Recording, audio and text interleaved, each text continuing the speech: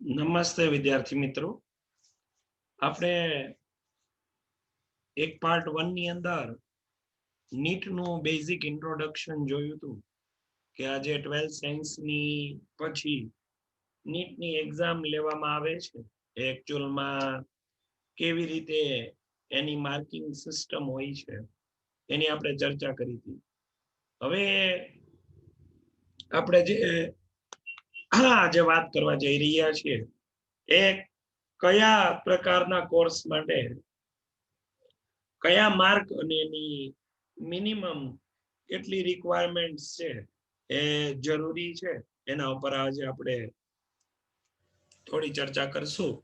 NEET part introduction 2 ની અંદર તો અહીંયા તમે જોઈ શકો છો કે જે એમબીબીએસ, બીડીએસ અને બીએએમએસ, જો કે આમાં પણ વર્ષો વર્ષ ચેન્જીસ થાય છે, પણ આ મિનિમમ આ 3 કોર્સ માટે તમારે ગુજરાત બોર્ડમાં થિયરી પ્લસ પ્રેક્ટિકલના 50% થતા હોવા જોઈએ જો તમે જનરલ કેટેગરીમાં આવો છો તો. પછી એમાં ફિઝિકલ ડિસેબિલિટી હોય તો 45 અને એસટી એસસી માં હોય તો 40. એની સામે નીટમાં પરસેન્ટેજ નહીં પણ મિનિમમ 50 પીઆર હોવા જરૂરી છે. ક્લિયર? આપણે જે આખે આ નીટનો ક્રાઇટેરિયા છે એ સિવાયના જે કોર્સિસ છે, દાખલા તરીકે આ હોમિયોપેથી છે, નેચરોપેથી છે, આ જૂનું કેટેગરી લિસ્ટ છે, પણ હવે તો આમાં નીટ આવી ગઈ. પણ આ સિવાયના કોર્સ તમે વિચારો તેમાં તમે પીસીબી સબ્જેક્ટમાં તો કે મિનિમમ 50 પીઆર થી પાસ હોવા જોઈએ. બરાબર? આપણે જે કીધું હતું કે ભાઈ ગુજકેટ છે એ ફાર્મસી, એગ્રીકલ્ચર અને વેટરનરી માટે કમ્પલસરી ગણવામાં આવે છે. આ અહીંયા આપણી એમબીબીએસ કોલેજોનું આ લિસ્ટ છે, જેમાં ગવર્મેન્ટ ટોટલ 6 છે. હજી એક અમરેલીમાં નવી ખુલી ઉમેરાણી, એટલે હવે ટોટલ ગવર્મેન્ટ 7 કોલેજ થઈ ગઈ. અમરેલીમાં એક હમણાં જ ગવર્મેન્ટ કોલેજ ખુલી એમબીબીએસ ની. તો એ રીતે આ એનું આખું લિસ્ટ છે. આ તમને પીડીએફ છે એ મળી જશે. પર્ટિક્યુલરલી જે કટ ઓફ જે તે આ જૂની પીડીએફ છે, એટલે 2017ના કટ ઓફ માર્ક્સ આમાં ડિસ્પ્લે કરેલા છે, જોકે આપણે એનું કંઈ અત્યારે કામ નથી. હવે ઘણા બધા લોકોને સવાલ એ હતો કે આપણે બાયોલોજીમાં પર્ટિક્યુલરલી નીટમાં આગળ વધવું તો કેવી રીતે વધવું. તો એના માટે આપણે બેઝિક એક પ્લાન તૈયાર કરેલો છે કે બાયોલોજીમાં નીટમાં આગળ કેવી રીતે વધી શકાય. એ બેઝિક પ્લાન કેવો હતો તો કે તમે જો ડેઈલી બેઝિસ ઉપર તમે નીટની તૈયારી કરવા માટે માની લ્યો કે 1 જાન્યુઆરી 2021 થી આપણે ગણતરી કરીએ તો જે લોકો અત્યારે 11માં છે એ સામે 31 ડિસેમ્બર 2021 સુધીમાં 12 મહિના થાય. એના પછી એ મે મહિનામાં નીટની એક્ઝામ આપવાના છે. એટલે ટોટલ એમની પાસે સમયગાળો કેટલો રહેશે આપણે એની રીતે ચર્ચા કરીએ તો એક બેઝિક કેલ્ક્યુલેશન છે. બાયોલોજીમાં આપણે નીટની તૈયારી કેમ કરવી એના માટેની આ ચર્ચા ચાલી રહી છે. તો હું તમને એક્ઝેક્ટ પ્લાનિંગ બનાવીને કહું છું, એ પ્રમાણે જો આપણે તૈયારી કરીએ તો કેટલા સક્સેસ જઈએ. આપણે કેલ્ક્યુલેશન મુજબ ટોટલ આપણી પાસે કેટલા તો કે 12 ને 4 ટોટલ 16 મહિના 16 મંથ છે. બરાબર છે? જો 1 જાન્યુઆરી 2021 થી આપણે કેલ્ક્યુલેટ કરીએ તો એ 16 મહિનામાં થી આપણે 3 મહિના રજાના અથવા એક્ઝામના અથવા બીજા કોઈ વર્ક માટેના કાઢી રાખીએ એટલે મેક્સ ટુ મેક્સ થઈ ગયા. એમાં પછી દિવાળી ને ઉત્તરાયણ ને ધૂળેટી ને સાતમ આઠમ ને ઉનાળાનું વેકેશન ને બધું ગણાઈ ગયું. તો એ 16 માંથી આપણી પાસે બચે છે 13 મહિના. 13 મહિના છે એને આપણે મલ્ટીપ્લાય એવરેજ 30 દિવસથી કરીએ તો આપણી પાસે ડેઝ કેટલા થાય છે? તો કે 390 દિવસ. આપણી પાસે 390 દિવસ છે. આપણે એને રાઉન્ડ ફિગર લઈ લેવલા 3 મહિનામાંથી, એટલે આ 390 દિવસને આપણે રાઉન્ડ ફિગર તરીકે લઈ લઈએ કે આપણી પાસે 400 ડેઝ છે. કેટલા? 400 દિવસ છે. 400 દિવસની પ્રમાણે આપણે જો વાત કરીએ તો રોજના બાયોલોજીના આ 400 દિવસ છે. રોજના બાયોલોજીના 20 MCQ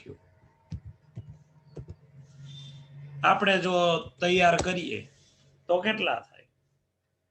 તો કે MCQ નો આંકડો આવે 8000 MCQ. વિચાર કરો કેટલા MCQ થાય છે? 8000 MCQ. એટલે કે જ્યારે તમે 31 માર્ચે પહોંચશો 2022 ની વાત કરું છું, સોરી એપ્રિલ, 30 એપ્રિલ, 31 માર્ચ ની સોરી 30 એપ્રિલ 2022 ની વાત કરું છું, ત્યારે જો આ 1 તારીખથી તમે આ શેડ્યુલ પ્રમાણે કામ કરશો તો કેટલા MCQ તમારી પાસે બાયોલોજીના તૈયાર હશે? તો કે 8000 MCQ બાયોલોજીના તૈયાર થઈ જશે. હવે 8000 MCQ માંથી આપણે જરૂર કેટલાની છે? તો કે પૂછાવાના છે 90 MCQ. વિચાર કરો કે 8000 માંથી 90 MCQ આપણને આવડે કે નહીં? પણ આ MCQ તૈયાર કરવા તો કેવી રીતે કરવા? તો MCQ 20 તૈયાર કરવા માટે આપણે પ્લાનિંગ બનાવીએ તો કેવી રીતે તૈયાર કરશું?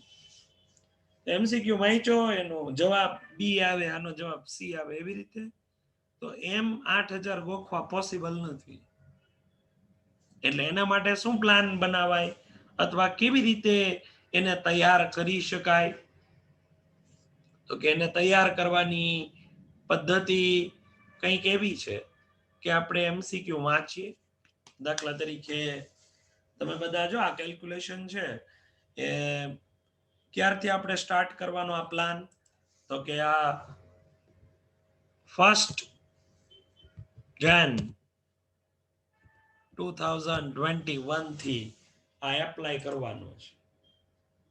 બરાબર છે? બધાએ 1 જાન્યુઆરી 2021 થી આ વસ્તુ એપ્લાય કરી દેવાની છે.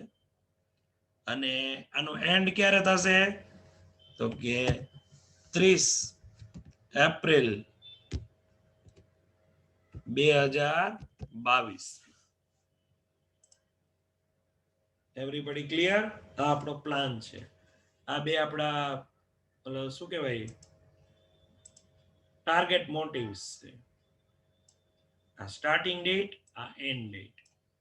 તો ઇન બિટવીન આપણી પાસે આટલો બેઝ તૈયાર હશે. કેટલો? 8000 MCQ નો ભંડોળ તૈયાર હશે, મટીરિયલ તૈયાર હશે. આ કેવી રીતે તૈયાર કરવું? હવે એના ઉપર આપણે ચર્ચા કરીએ. તો મેં તમને કીધું એમ કે MCQ સોલ્વ કરવા તો કેવી રીતે કરવા? દાખલા તરીકે આપણે કોઈ એક MCQ લઈએ જેથી કરીને આપણને પરફેક્ટ આઈડિયા આવે કે તૈયારી કેમ કરવી. બરાબર છે?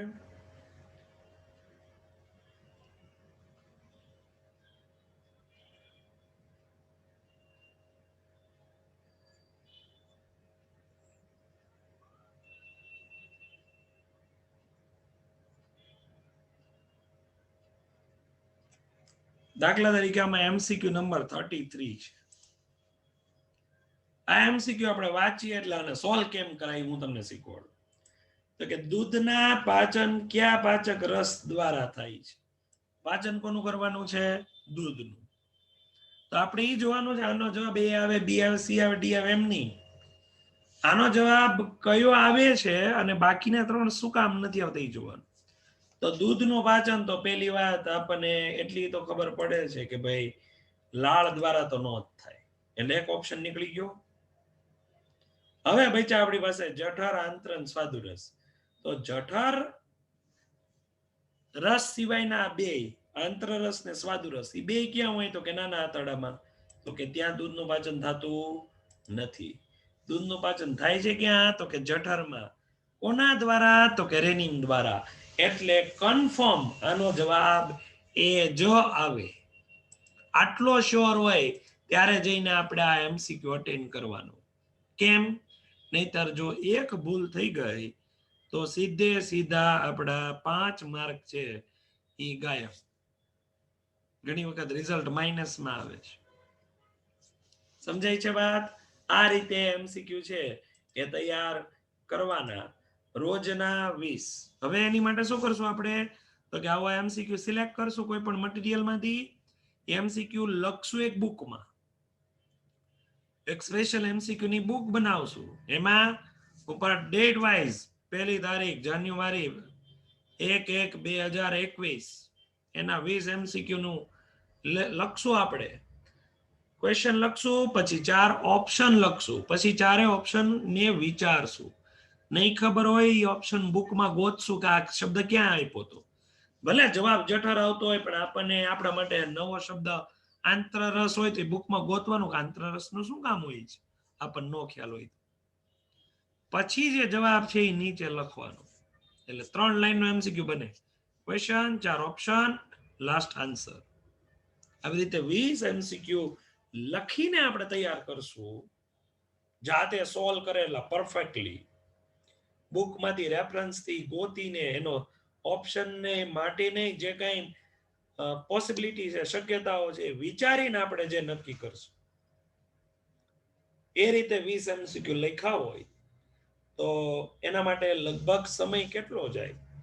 તો કે મારા હિસાબથી 45 મિનિટ્સ જેટલો ટાઈમ કન્ઝ્યુમ થાય. કદાચ 45 મિનિટ્સ જેટલો ટાઈમ કન્ઝ્યુમિંગ આપણને જોવા મળે. બરાબર છે? તો રોજની 45 મિનિટ આપણે આપીએ તો આપણે એમાં સક્સેસ જઈ શકીએ 100%. તમે એક સાથે છેલ્લે કરવા જાશો તો નહીં ભેગું થાય. હવે આજે એમસીક્યુ ચાલુ કરવા છે તો ક્યાંથી કરવા? તો ઘણા લોકો એવું વિચારે કે હાલો પહેલા ચેપ્ટર થી ચાલુ કરીએ, પહેલો દિવસ છે, એમ નહીં. અત્યારે જે ચેપ્ટર ચાલતું હોય એના જ 20 કરવાના. એનાથી શું ફાયદો થાય? તો કે હજી અત્યારે આપણે જે ચેપ્ટર સમજી રહ્યા છીએ, જેનો કોન્સેપ્ટ ક્લિયર થયો છે કે નથી થયો, એ ચેક થઈ જાય. એમસીક્યુ નો જવાબ નથી આવડતો, કંઈક નવો એમસીક્યુ મળ્યો તો તાત્કાલિક આપણે જે તે ચેપ્ટર ચાલે છે એને રિલેટેડ ફેકલ્ટી સાથે આપણે ડિસ્કશન કરી શકીએ કે ભાઈ આનો જવાબ શું આવે, આપણે આ કોન્સેપ્ટ ભણી ગયા એમાંથી. તો બે કામ થાય. તમને એ એટ એ ટાઈમ એ વસ્તુ વધારે સારી રીતે યાદ રહે અને નક્કી થઈ જાય કે આપણને સમજાણો કે ન સમજાણો. બે કામ થઈ જાય. તો આ રીતે આપણે બાયોલોજીની તૈયારી છે એ કરી શકીએ. મેં એનો તમને પરફેક્ટ પ્લાન અત્યારથી એટલે આપી દઉં છું કે આ વિડીયો આજે દાખલા તરીકે હું અપલોડ કરું છું 25 તારીખે, તો તમારી પાસે હજી 3-4 દિવસનો સ્ટેબલ થવાનો ટાઈમિંગ છે, પ્લાનિંગ ગોઠવવાનો ટાઈમ છે. અને 1 તારીખથી જો તમે લાગી પડશો, મેં તમને મેક્સિમમ દિવસ આપ્યા. કેટલા દિવસની છૂટ આપી તમને? 80 દિવસની છૂટ આપી. 80 દિવસ તમારા સ્કીપ થાય ત્યાં સુધી કોઈ આપણા પ્લાનમાં પ્રોબ્લેમ થાય એવો નથી. આપણે કેટલા રાઉન્ડ ફિગર દિવસ રાખ્યા? 480 દિવસ મળે છે તમને. ક્યાં સુધીમાં? 30 એપ્રિલ 2022 સુધીમાં. એમાંથી આપણે રાઉન્ડ ફિગર 400 દિવસ રાખ્યા છે. તો બધા જ પરફેક્ટ એમસીક્યુ ની એક બુક તૈયાર કરે, સારી એવી બુક લઈને તૈયાર કરે જેથી 2 વર્ષના ગાળા સુધી આપણે સાચવવાની છે. 1.5 વર્ષ, આમ તો 2 વર્ષ નો કહેવાય, હવે 1.5 વર્ષ એ બુક સચવાયેલી રહે અને એન્ડ ટાઈમે આપણે બુકમાંથી ક્રીમ જે MCQ આપણે એનાલાઇઝ કરીને તૈયાર કર્યા છે, ગોઈતા છે, બનાવ્યા છે, એ સોલ્વ કરી શકીએ. નીટમાં ક્યાંય કોઈ બેઠા MCQ પૂછાવાના નથી, એટલે આપણી કોઈ એવી રાહ રહેવાની નથી કે અમે ત્યાં બેઠા MCQ આવી જાય તો આપણે કામ થઈ જાય. તો આપણે MCQ ની તૈયારી જે કરવી છે એ આ રીતથી કરવાની છે. બીજું કે નીટનો કોન્સેપ્ટ છે ટેક્સ્ટ બુક વત્તા આપણે જે કાંઈ બધા PPTs તમને શેર કરીને લેક્ચર લઈએ છીએ એ PPTs ની ઇન્ફોર્મેશન આટલું ઇનફ છે. મેઇન તો કોન્સેપ્ટ કામ કરે છે. કોન્સેપ્ટ કેટલો ક્લિયર છે એ વધારે ઇમ્પોર્ટન્ટ છે. આમાં કન્ટેન્ટ જાજુ તમારી પાસે થપ્પે ને થપ્પા મટીરિયલ છે એ મેટર નથી કરતું, મેટર કરે છે તમારો કોન્સેપ્ટ. તો નીટની તૈયારી કેવી રીતે કરવી એનો પહેલા આપણી પાસે પ્લાન હોવો જોઈએ. પ્લાનને બની ગયો, અત્યારે આપણે પ્લાન બની ગયો, કેમ તૈયાર કરશો? પ્લાનને સ્ટીકી રહેવું પડે, પ્લાનને અડેલું રહેવું પડે, પ્લાનમાં કોઈ પણ પરિસ્થિતિમાં વિક્ષેપ ન પડવો પડે, તો આપણે 100% સક્સેસ જઈએ ને જાય, ગેરંટેડ. સમજાય છે વાત? તો નીટની તૈયારી માટેનું આ સ્ટેપ હતું. રહી વાત ચેપ્ટરના ઇમ્પોર્ટન્સની, તો એનો એવરેજ સર્વે આપણે કાઢી શકીએ અથવા તો આપણને આઈડિયા આવી શકે કે એનો એવરેજ સર્વે શું હોય પર્ટિક્યુલર નીટની એક્ઝામમાં. તો અત્યાર સુધીમાં જે કોઈ મેઇન ટોપિક્સમાંથી જે બધા એ પર્ટિક્યુલરલી આ પૂછાણા છે MCQs, એના નંબર્સનું એનાલિસિસ કરીએ તો આપણને ચોક્કસપણે એનો આઈડિયા આવી શકે કે હું તમને આ વધારે ક્લિયર ઇમેજ થાય એવી રીતે બતાવું.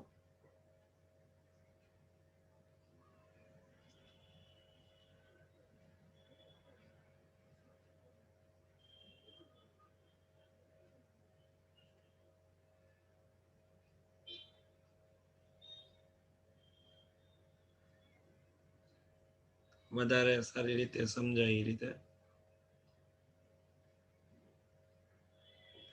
અહીંયા તમે આ જે પર્ટિક્યુલરલી જોઈ રહ્યા છો એટલે એમાં તમને કદાચ ક્લિયર નથી થતું, એટલે હું તમને એનો ઓરિજિનલ ડોક્યુમેન્ટ છે એ ઓપન કરીને બતાવું.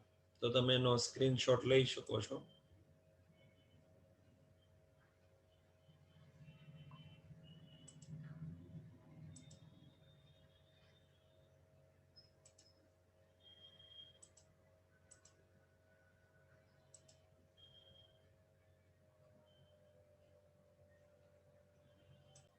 તો તમે આ જે લિસ્ટ જોવો છો એ 2019 સુધી કયા પ્રકારના ટોપિકમાંથી નીટના કેવા MCQ જે છે એ પર્ટિક્યુલરલી પૂછાણા એનું લિસ્ટ છે આખું. તમે આનો સ્ક્રીનશોટ પણ લઈ શકો છો. જો આનાથી આપણને આઈડિયા આવે કે ભાઈ કયા ટોપિકનું વેઇટેજ છે વધારે છે નીટ માટે, તો હું 2 પાર્ટમાં રાખું જેથી કરીને તમે આનો પર્ટિક્યુલર પિક લઈ શકો. આ પહેલો પાર્ટમાં આપણે 17 જેટલા ટોપિક છે એ કવર કરીએ છીએ. ચાલો આનો સ્ક્રીનશોટ તમે લઈ શકો એટલો ટાઈમિંગ ઇનફ છે. ઓકે, બાકીના ટોપિક તમને બતાવું 17 પછીના.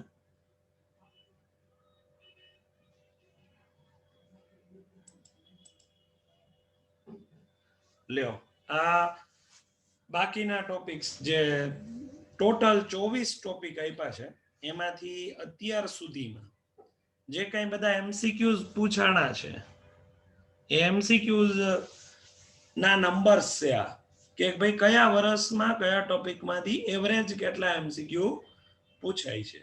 આમાં કોઈ એવો નિયમ નથી નીટનો કે કોઈ એવો સિલેબસ નથી કે આમાંથી આટલા જ MCQ આવે ને આટલા જ પૂછાય ને આટલા નો આવે ને એવો કોઈ પણ જાતનો નિયમ નથી જોવા મળતો.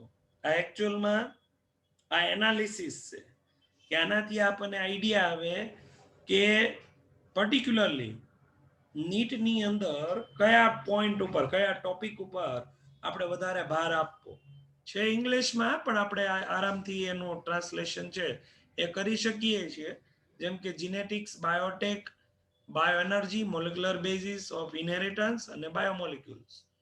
એટલે શું તો કે જનીન વિદ્યા, બાયોટેકનોલોજી અને આ જે જૈવિક અણુ આટલામાંથી તમે જુઓ તો દર વર્ષે નીટમાં આમાં જે MCQ પૂછાણા છે એની જો આપણે વાત કરીએ તો ટોટલ પર્ટિક્યુલરલી દરેક ઓલામાંથી કેટલા MCQ છે? એવરેજ 15 થી 20 MCQ છે. પહેલા ટોપિકની જો આપણે ખાલી વાત કરીએ તો ફર્સ્ટ ટોપિકની છે એટલે કે 260 માર્કની ડિટેલ. ક્લિયર? 2019 માં એમાં આટલા ટોપિક્સમાંથી એટલે ટોટલ આ કેટલા ચેપ્ટરો થાય એ તમને કહી દઉં કેલ્ક્યુલેટ કરીને. બરાબર છે? તો કે ટોટલ ચેપ્ટરોની સંખ્યામાં થાય 7 મેક્સિમમ. એ હિસાબથી આમાં MCQ તમે વિચારો જોઈ, જેમ કે ઇકોલોજી ને ડેમોગ્રાફી તો એના તો માંડ 4 થી 5 ચેપ્ટરો થાય. તો આ રીતે આપણને આઈડિયા આવી શકે કે કયા ચેપ્ટરોમાંથી કેટલા MCQ પૂછાય છે. અને અત્યાર સુધીમાં આ ચેપ્ટરમાંથી હાઈએસ્ટ 260 માર્કનું ટોટલ થઈને પૂછાણું છે. આમ તો 21 MCQ એટલે પર્ટિક્યુલર દર વર્ષે 70-80 માર્કનું એમ 60 થી 80 માર્કની વચ્ચે પૂછાય છે આટલા ચેપ્ટરોમાં. તો આનાથી તમને કયા ટોપિક ઉપર કેટલો ભાર દેવો એનો એક રફ આઈડિયા આવે. આ કોઈ નિયમ નથી કે આમ જ પૂછાય અથવા તો આમ જ આવે એવું કોઈ જરૂરી નથી અને પર્ટિક્યુલર કોઈ એવો નિયમ પણ નથી. પણ એક તમને રફ આઈડિયા આવી ગયો કે કેવી રીતે કયા ચેપ્ટરોમાંથી કેવી રીતે પૂછાય. હવે મેં તમને જે પ્લાન આપ્યો એ પ્લાનને વળગી ગયો એટલે 100% આપણે બાયોલોજીની અંદર સક્સેસફુલી કામ કરી શકશું. નેક્સ્ટ પછી કોઈ લેક્ચરોમાં આ જે એનાલિસિસ છે એના ઉપર આપણે ફોકસ કરી અને વાત કરશું કે 11મા માંથી કયા ચેપ્ટરો ઉપર વધારે ધ્યાન દેવું, કયા ટાઈપનું ધ્યાન દેવું અને કયા MCQ ના ટાઈપ્સ પૂછાય છે. એટલે કે જોડકા A+R વાળા, A અને R વાળા MCQ, વૈજ્ઞાનિકના નામ, એનું એનાલિસિસ કરી અને આપણે નેક્સ્ટ લેક્ચરની અંદર ચર્ચા કરશું. ત્યાં સુધી બધાને have a nice day, goodbye, best of luck અને આઈ હોપ કે તમે બધા આ પ્લાનને ફોલો કરશો અને નીટમાં સક્સેસ જશો. બધાને અંગ્રેજી નવા વર્ષની એટલે કે 2021ની શુભકામનાઓ. આવનારું વર્ષ તમારામાં બધી મનોકામનાઓ પૂરું કરે એવું બને. સાથે ગુડ બાય.